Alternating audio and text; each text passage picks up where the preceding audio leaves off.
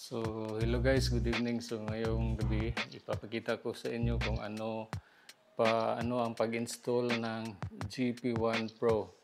So, noong una guys, nang bumili ako ng Geely Astral, yung free nila guys, isang Bluetooth headset din, pero naka-velcro pa siya guys, ang gamit, velcro ang gamit guys ito. Maganda din guys, no?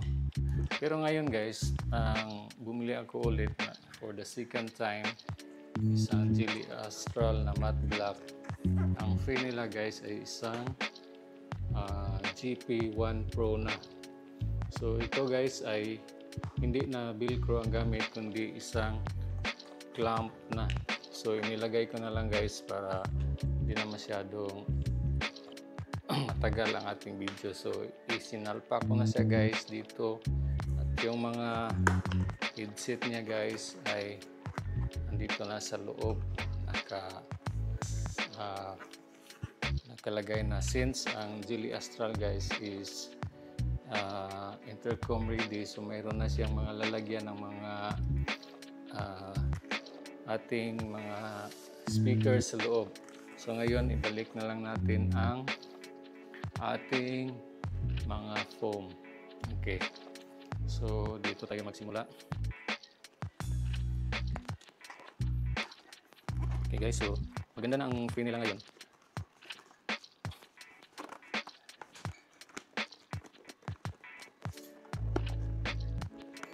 Okay. So since may experience na tayo guys kung paano ito ilagay, kasi nakabili na tayo dati, so madali na lang siya guys.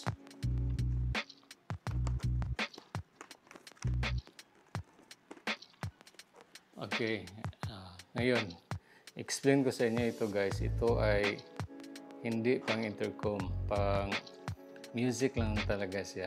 So pang call, pwede makonek sa dalawang cellphone, no? Pwedeng tawagan ng dalawang cellphone. And yun ang mga feature niya sa GP1 Pro. So again, di na siya gumagamit ng mga velcro. Salpak mo na lang kasi may mga lock siya. So ganito. So since yung clamp niya ay nakalagay na guys, ang gagawin nyo lang ay ganito na.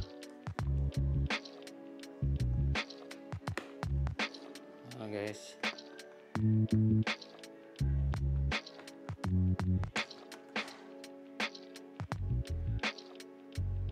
okay, madali lang. Ayun na. So ito na siya guys.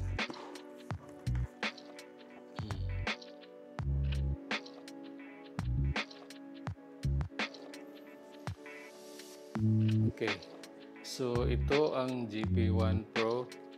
At makita ko naman sa inyo ang GP1 nung una guys. Ito yung pinakauna nilang free.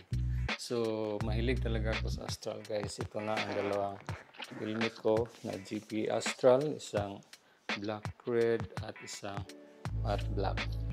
So I hope guys that you will learn something from this video.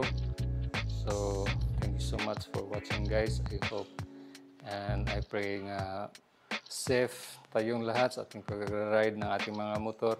God bless to all.